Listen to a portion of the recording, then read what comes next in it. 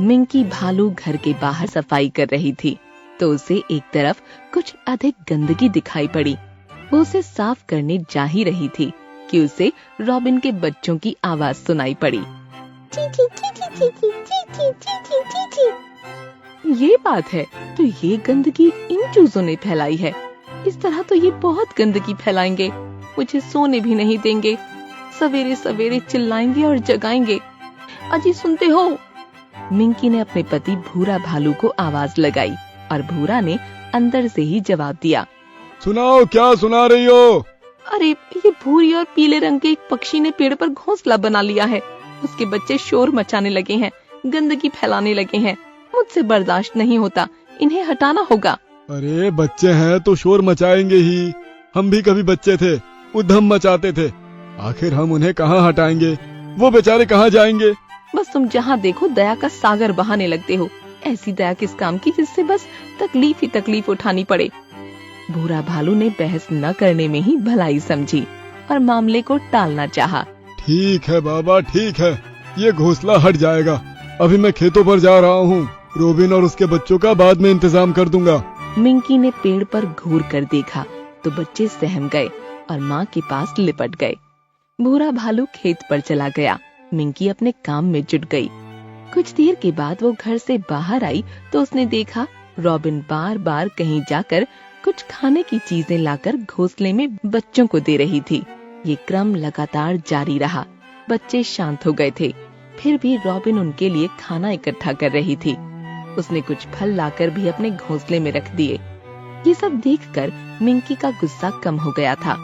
कुछ देर के बाद रॉबिन नीचे उतर आई और मिंकी के दरवाजे के पास रखे हुए बर्तन से पानी पीने लगी।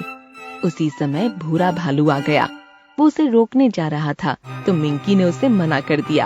अरे ये रॉबिन हमारा पानी जूठा कर रही है, मैं अभी इसे मारता हूँ।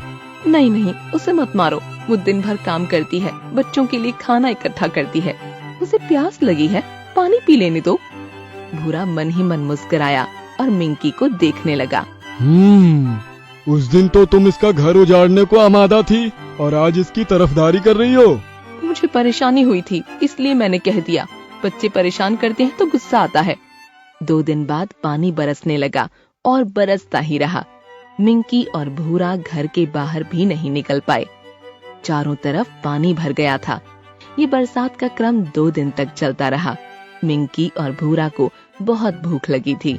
मुझे भूख लगी है, घर में भी कुछ नहीं बचा है। इतने में मिंकी की नजर खिड़की के पास अंदर गिरे हुए फल पर पड़ी तो वो चौंक गई। उसने उस फल को उठा लिया और फिर उसने देखा रॉबिन अपनी चोंच में फल लेकर खिड़की पर बैठी हुई थी। उसने फल अंदर गिरा दिया। मिंकी को ये बात समझने में देर नहीं लगी कि उनके भूख की समस्या और तड़प को रॉबिन ने पहचान लिया था। मिंकी ने दोनों फल ले लिए और भूरा के साथ बैठकर आराम से खाने लगी। एक दिन के बाद मौसम साफ हो गया था तो भूरा एक लंबा बांस का डंडा लेकर आया और उस पेड़ के पास पहुंच गया जहां रॉबिन का घोंसला था। मिंकी दौड़ कर आ गई। ये क्या करने जा रहे हो? अरे ये रॉबिन के बच्चे तुम्हें परेशान करते हैं, गंदगी फैलाते हैं।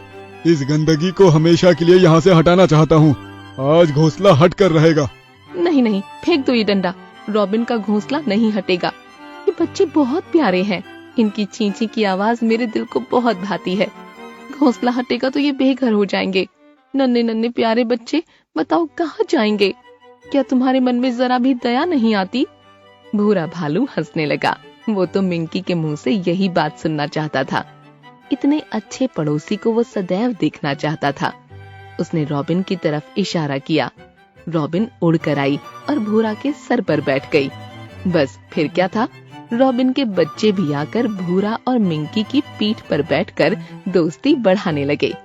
रॉबिन और बच्चे भी बहुत खुश हो गए और भूरा और मिंकी भी खुशी से झूमने लगे।